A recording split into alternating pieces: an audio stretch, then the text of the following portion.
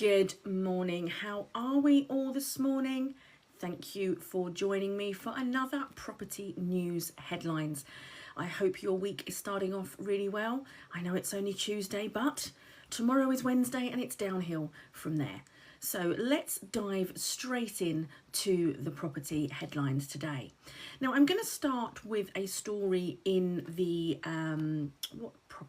where am I starting with today?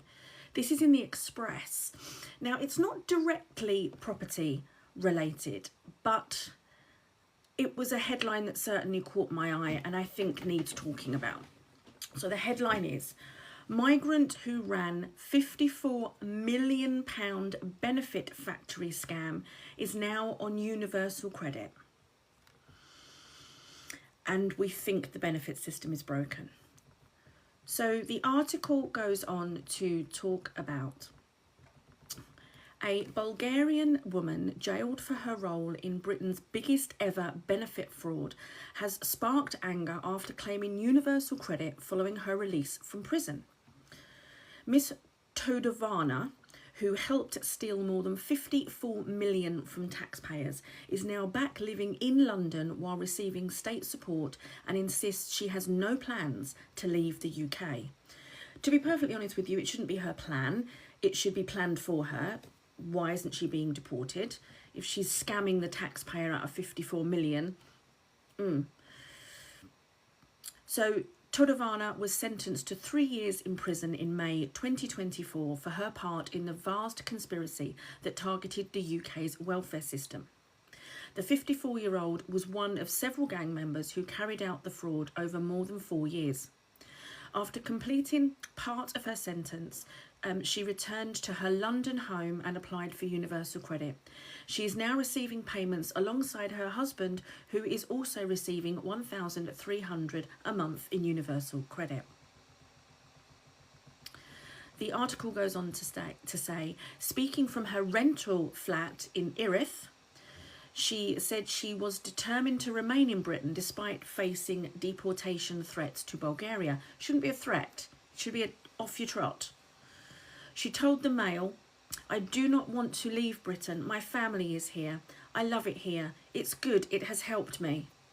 It's helped you commit fraud because we are a gullible nation and we don't stand up for ourselves. Don't get me on my soapbox. We could be here all morning.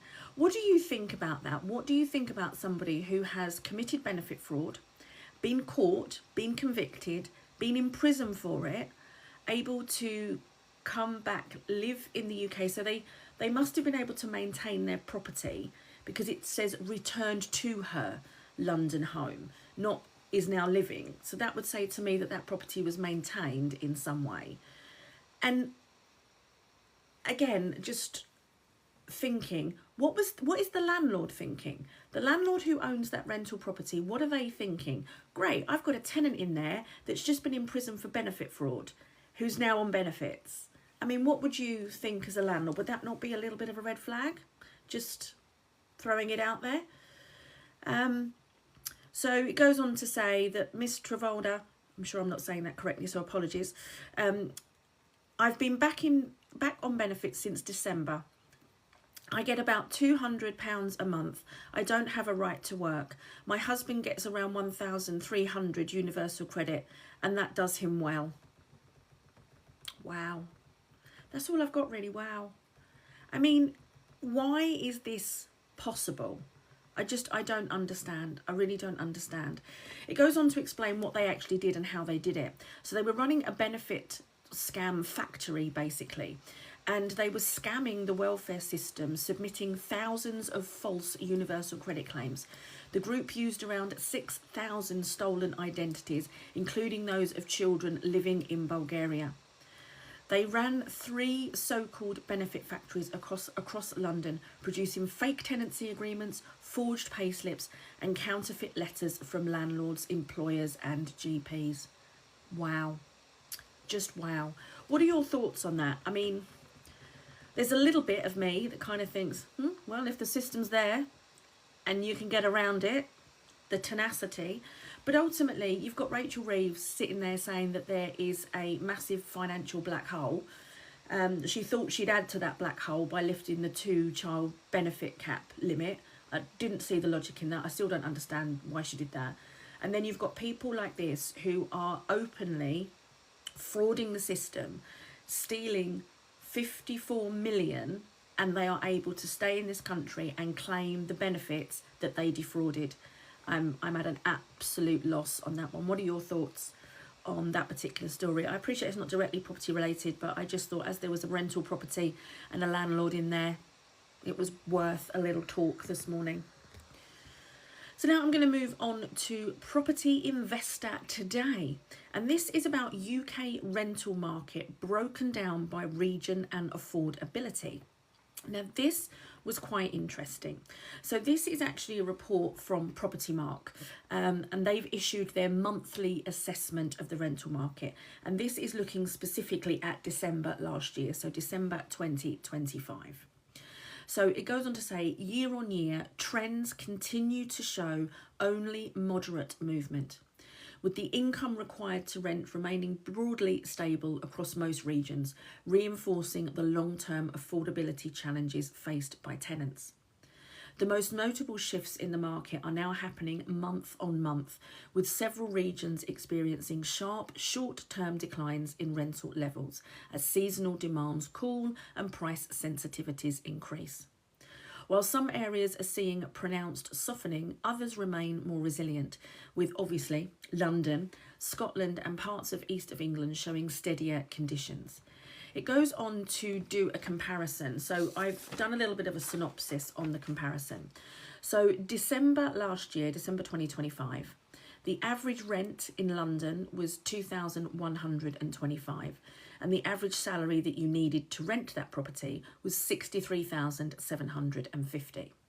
If you look at December 24, the average rent in London was 1,180, so slightly higher in 2024. And of course, that meant the average salary needed to be slightly higher, which was 65,400. However, month on month, from November 25 to December 25, London has actually seen a 3.8% drop in rental and obviously salary averages. Whereas the east of England was quite similar. So east of England is such as like Norfolk, Cambridgeshire, that sort of thing, where I am, Bedfordshire, the Shires, as they put it. So in 2025, so December, average rent was 1,332, needing a salary of 39,600. Whereas the year before, December 2024, not really much difference, 1,335, needing a salary of just over 40,000. And again, they have seen a 3.3% month-on-month drop from November 25 to December 25. It's interesting to see that fluctuation and how the percentages are quite dramatic. I mean, I've just had my rent increase letter from my letting agent, and it's always really interesting to me when I get that letter because they don't change it year on year. It's literally just they change the date, copy and paste, that's it. So the letter literally says the landlord's going to increase the rent from the following rent date, fine. However, and this is, they're kind of doing it like a passive aggressive threat, which I always find quite amusing. If we put this back on the open market, it would be 1,600. So your rent increase of £50 a month is kind of like, you know, suck it up, buttercup. And I always find that quite interesting because they refer to the rental price index and the consumer price index. Well, it's one or the other. You're not doing it against both, and they provide no comparables. Yet if you look at the statistics here from PropertyMark, it actually shows that my area has gone down by 3.3%. So how can they justify the rent increase? We're not going to challenge it. At the end of the day, we know rent goes up and £50 a month is not going to break the bank in our situation. But it just makes me chuckle how they actually, the agent does no research into the market at all, and literally just sends the same letter out year after year after year, claiming they could get 1,600 on the market. One day I'm going to turn around and go, go on then, see how that works out. Anyway, so that's how the market's looking from a PropertyMark survey. What's the market doing in your area? What's going on? Are you seeing rents increasing, decreasing, stabilising, not doing a lot? What's going on for you? Now let's move on to Property Reporter. And this particular article was how landlords eye north as sellers face mounting losses. Now, this particular article talks about how London sellers are having huge losses when it comes to selling their properties in the area. Let me look at some figures for you. London has overtaken the North East as the region where sellers are most likely to make losses, marking a dramatic reversal in regional fortunes that presents both challenges and opportunities for landlords considering their exit strategies. According to the latest data released by Hamptons in 2025, 14.8% of Londoners sold their homes for less than they bought it for. Wow. The highest proportion in England and Wales, and above the national average of 8.7%. Previously, sellers in the northeast of England were more likely to lose than anywhere else in England and Wales in 9 of the last 10 years. That's really interesting. Hampton's analysis of land registry data, which compares the price homeowners paid for their property with the price that they sold it for, shows that London overtook the North East, which held the top spot in 2024. The North East had dominated the rankings for 9 out of 10 years, and recently in 2019, 29.9% of North East sellers sold for less than they paid. Wow, that picture has shifted dramatically. The share of loss-making sales in the North East has pretty much halved over the past decade, falling from 29.9% to just 17.7% in 2024 and just 13.9% in 2025. 8 out of 10 local authorities were where sellers were most likely to make a loss were local authority level in capital. Last year, 28.2% of sellers in Tower Hamlets sold for less than they paid, the highest figure in both the capital and the country, with flats making 90% of all the sales in the area. Well, I suppose that's right. There are more flats in those London areas than there are anywhere else, because obviously they built up rather than out. So that kind of makes logical sense. It goes on to say, sellers in the southeast of England were also amongst the most likely to sell for less than they paid for it. Sellers in 3 of the 4 southern regions achieved smaller average gains in 2024, while vendors in the 3 northern areas saw increases. What's it like in your area? Are you seeing house prices drop? Are you seeing people put it on the market for one price and actually it's being sold for another? Let me know what's happening in your area, because obviously I'm reading data that may not be accurate. Land registry sometimes takes a long while to catch up with actually what's happening. We know land registry takes a while to register sales data, so I'm just interested what's going on in your area. So now let's move on to letting agent today, not landlord today, letting agent today. And this is an article with the headline, Lloyds Banking Group's biggest new housing investment. This is Lloyds Banking Group, already a major player in the build to rent market, has now signed a deal with a prominent housing provider. Lloyds Living, which is its build to rent offshot, has some 7,300 properties in the private rented sector. And the bank recently teamed up with homeless charity Crisis to fund a new letting agency called Good Place Lettings. Based in London's East End, it goes on to say, Lloyds, now a new Lloyds £195 million finance package with the housing provider Orbit will fund upgrades to thousands of social housing across the Midlands, the East, the South East of England. The bank says the deal is part of its commitment to support the transformation of UK's social housing stock. I thought that was the government's job, social housing. Interesting that a corporate has decided to step in and take that over. The funding will accelerate energy efficiency upgrades to ensure all homes achieve EPC band C or above by 2030.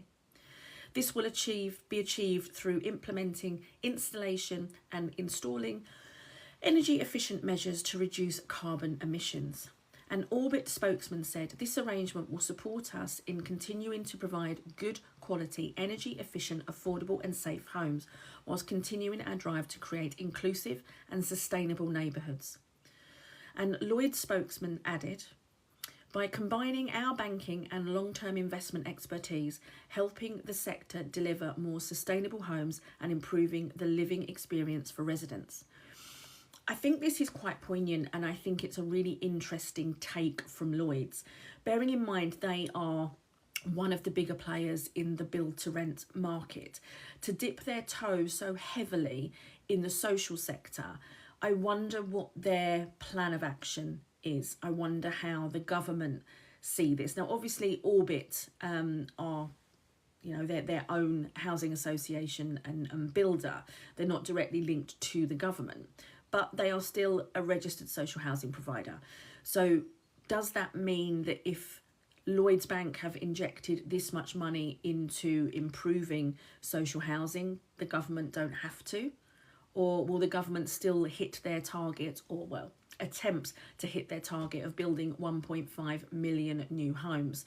I mean, they're already horrendously behind schedule on that, and if they intend to actually build all of those by the time their 5 years is up, they need to get their finger out and start using the bulldozers and actually getting stuff done. But this appears to be a government that is more talk than action, unfortunately. What are your thoughts on that, with Lloyds Bank putting 195 million into social housing? I mean, absolutely, if it's going to improve properties, if it's going to improve neighbourhoods, if it's going to make property more inclusive and affordable, I'm all for it. But it just feels like it's the big boys coming in again. Where's the independence in all of that? Does that then take away the sort of the customer service from the tenant, from, you know, because then you're just a number on a spreadsheet, aren't you, for these bigger corporations? What are your thoughts on that? So this next story is actually, where is my story? This story is in Property Week, and this is quite concerning. So the headline here is Planning Department at 2 central London councils disrupted by cyber attack. The attack has affected both Royal Kensington and Chelsea and Westminster City Council, with a number of schemes being unable to be decided upon. So this story goes on to explain that both Kensington and Chelsea and Westminster were the victims of a cyber attack, which has basically wrecked their planning system. So they're unable to look at any planning applications. If you go onto their website, you can't submit a planning application. If you've got a planning application in the pipeline, I think you're going to be waiting an awful long time. If you actually go onto Westminster's website directly, onto the planning portal, it says, our usual digital planning systems are temporarily unavailable due to recent cyber security incident. While recovering work continues, we have introduced robust manual processing to keep applications moving. We know this situation can be challenging, and we appreciate your patience while we continue to deliver services under exceptional circumstances. What does that mean for all of those people that had submitted planning applications? Are those planning applications lost? We don't know yet. They're still doing the recovery work. What data has been taken in that cyber breach? What would be some benefit to the breacher, or the hacker, should I say, to taking planning application information? That's really concerning. And if I had submitted a planning application to either of these 2 councils, I'd be really worried what information and what data had been taken. So what are your thoughts on that? Have you got a planning application in with either Kensington or Westminster? Oh, excuse me, or Westminster. And if so, have you had any information from those councils? Are you worried about your application? It's a concern when everything is so online these days, so digital. This is one of the main problems. It's so much easier to hack and fuck things up, basically. I mean, I've always said, really and truthfully, when it comes to terrorist attacks in this country, people don't need to have bombs anymore. Literally, just mess up our internet, turn the internet off. We would all be screwed. Our phones wouldn't work, our computers wouldn't work, our banking system would go down, public transport wouldn't work because it's all tappy, and it's just, that's all you'd need to do. And you know, you can read the scaremongering stories in the paper about, you know, the potential of World War III. World War III isn't going to be bombs and aircraft going over. It is going to be 12-year-olds sat on computers hacking the Pentagon, hacking MI6 or whatever. That's what it's going to be. It's literally going to be behind the scenes. It's going to be cyber, because that's the easiest way to bring a country to its knees. Turn everything off. I mean, look, I grew up with power cuts. You know, I went to bed with candles and matches. You couldn't imagine sending your child to bed with candles and matches now. Somebody would do you for child abuse. But that's what we did. We just went to bed, candles and matches. There's going to be a power cut. You just lived with it. There's a power cut now. People have a little nervous breakdown. They can't cope with it. But anyway, I've gone off onto World War III now. So what are your thoughts on the articles that we've looked at this morning? We've still got a few minutes left until we get to the 1/2 mark. Have anybody got any questions for me that they'd like me to answer today? And again, if you like my content, please do give me a follow.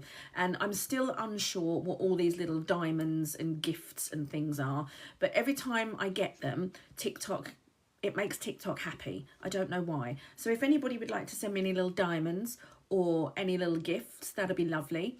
Like I say, I don't know what they do.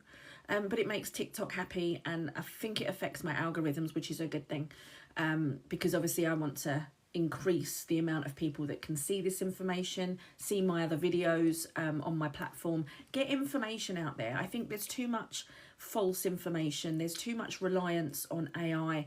I see so many people on platforms giving it, well, ChatGPT said this. Well, good for ChatGPT, but it is behind the times. It's not accurate. It's not correct. I had one yesterday where a landlord had signed a tenancy agreement in 2022 that for 12 months it had ended, it had rolled onto a periodic, and then 2 years later he signed another tenancy agreement, and now he wanted to evict the tenants, and ChatGPT told him he had to rely on the original tenancy because the tenant hadn't signed a deed of surrender. And you're just like, you don't need a deed of surrender if you're signing a new contract with the same tenant in the same property. Just goes to show ChatGPT doesn't know it all, nor does Copilot, nor does any of the others. So if there's no questions from anybody today, no questions from me, why don't you come prepared? That's why I'm here. Anyway, if not, then catch me again tomorrow morning, 9 a.m, and we will go through those headlines again. And if you've got any content or topics that you would like me to do videos on for you, please do let me know. Either drop me a DM or just comment on here, and I'll be more than happy to do a video directly for your situation. Thank you again for joining me this morning, and I will see you again live tomorrow morning, 9 a.m, and we'll do it all again.